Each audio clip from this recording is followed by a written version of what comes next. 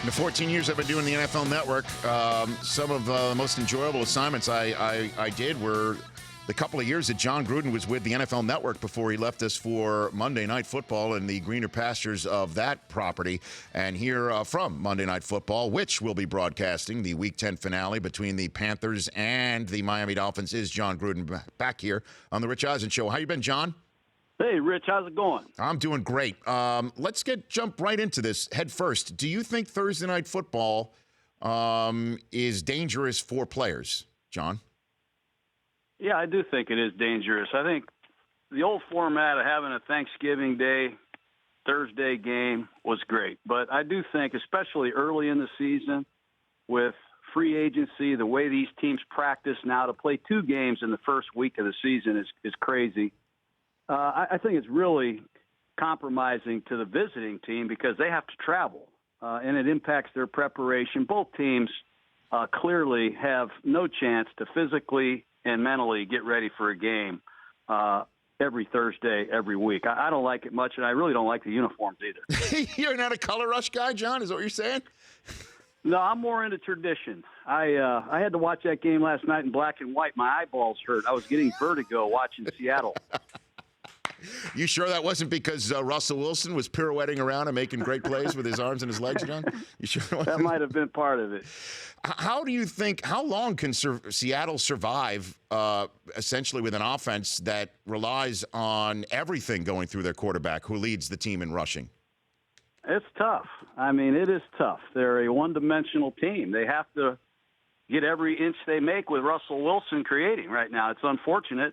You know, Jimmy Graham is a great receiver, but he's a receiving tight end. They really struggle to run block, and it's hard to believe because when you think Seattle, you think great defense, you think Marshawn Lynch, and you think of a great running game, but that has not been the case the last couple seasons.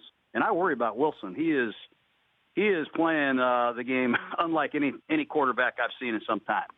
Jon Gruden here on the Rich Eisen Show, and they're all looking up at the Los Angeles Rams right now, John. And we've had Sean McVay in studio a couple of times. He comes straight from the staff of your brother, and I got to tell you, he sounds a lot like you. I mean, he's got the same cadence, the same Gruden cadence, and he is out here just radically improved this offense. What has he done? You know, you're a guy who knows the X's and O's and certainly knows where McVay's coming from. What has he done to improve everything as fast as he has? Well, first, he's brought a very good system that has worked for a lot of years. He comes from a football royalty. His grandfather, John McVay, helped build the San Francisco 49ers in their glory years. And, you know, he comes from great stock. He's an excellent teacher. He's a very good communicator. And you got to give him credit, Rich. He's hired an excellent staff. It all starts there. You have to hire the right coaches. He gets Wade Phillips, who just so happens to be a free agent. Perhaps he got a little bit lucky because Wade was let go at Denver, but he got an excellent veteran defensive coordinator. He brought in Aaron Kromer, a good offensive line coach. Greg Olson, who worked with Sean in Tampa, coaching the quarterbacks. He acquired a good coaching staff. That's where it all starts. And they have made over this roster. They brought in Andrew Whitworth, who really is part of the demise of the Bengals and the uprise of the Rams. He has solidified them at left tackle, where they have been a train wreck the last 3 or 4 years. And he's brought toughness. They're the only team in the league that has the same 5 starting offensive linemen for the first half of the season. They've been lucky that way, too. And it's allowed them to feature Todd Gurley.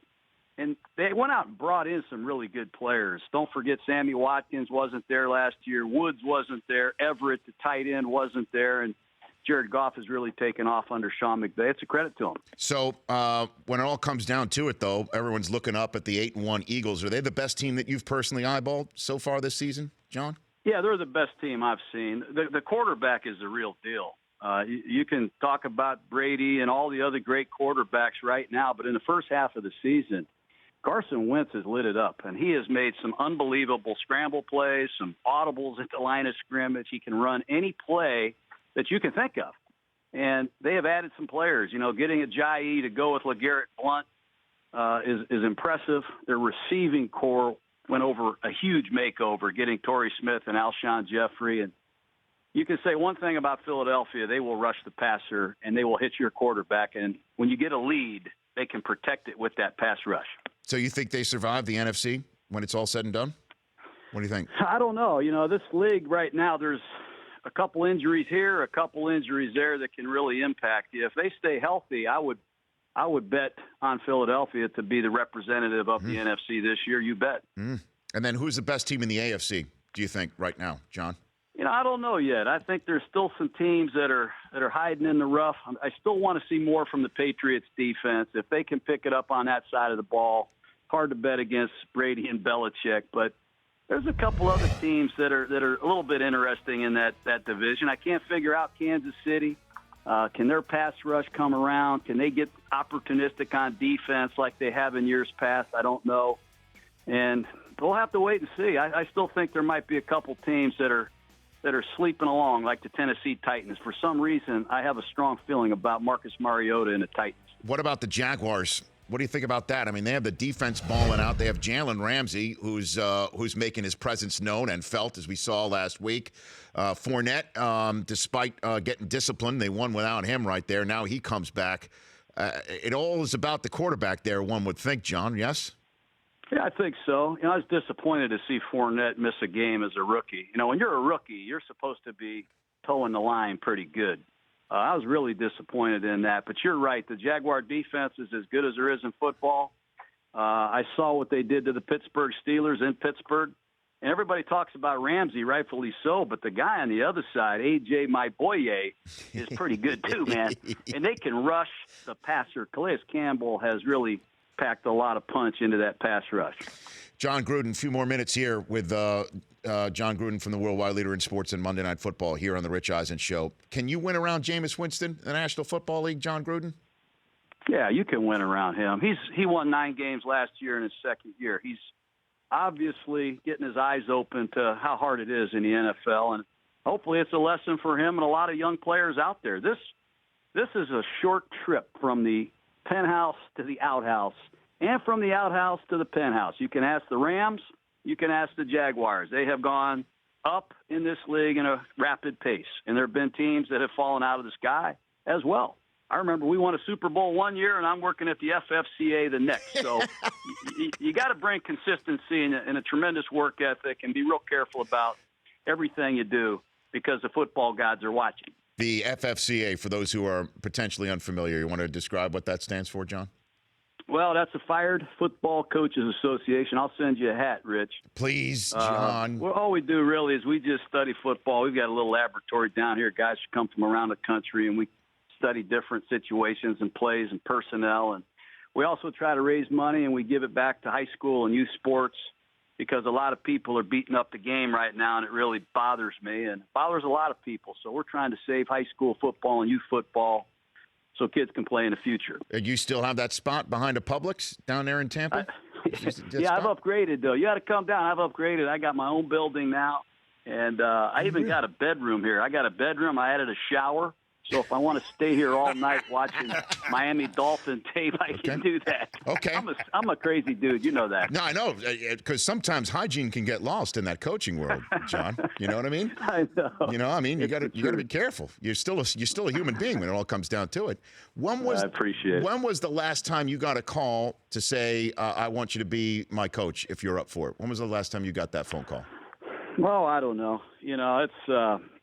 It's in your blood. You get some people calling maybe to see if you're interested in coaching again, and maybe if you can help recommend a couple guys. I'm pretty much involved with every level of football every day of the week, so I try to help if I can. And one of these days, who knows, Rich? One of these days, you never know. But I'm just trying to hang on to the job I have. As you know, I don't have a guaranteed contract. Oh, stop! You're great at it, but the whole point is that when people are wondering if there is that scenario out there for you.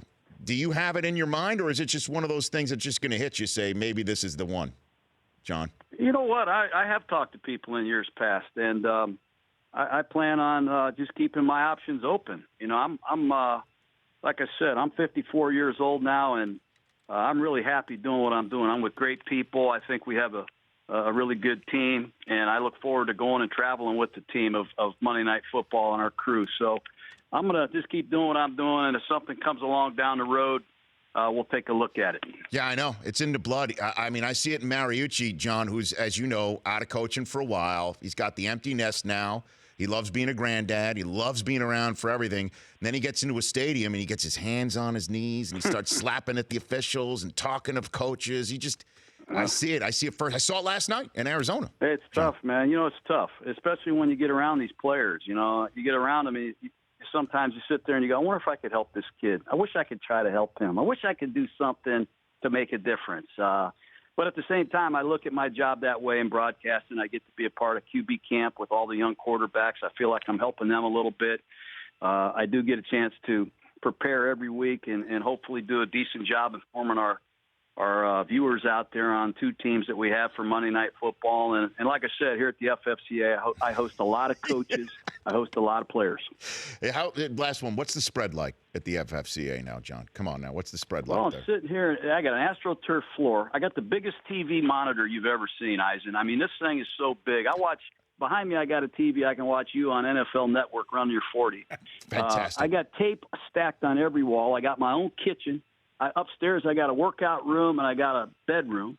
I got 2 or 3 other rooms with coaching stations set up where coaches can come in and study tape so I don't drive them crazy. And, okay.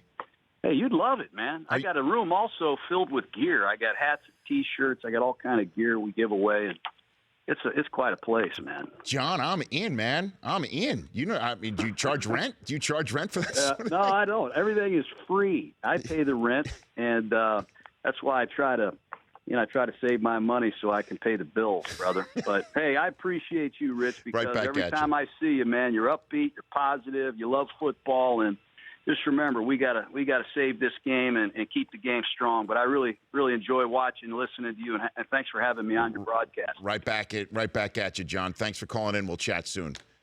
Okay, brother. Take care. You got it. That's Jon Gruden, the one and only, the mold broken of the worldwide leader in sports, Monday Night Football, and the FFCA, which sounds like he's got a palace. Sounds like it. The John Mahal. For more Rich Eisen Show, tune to Audience Channel 239 on DirecTV or download the Rich Eisen Show app.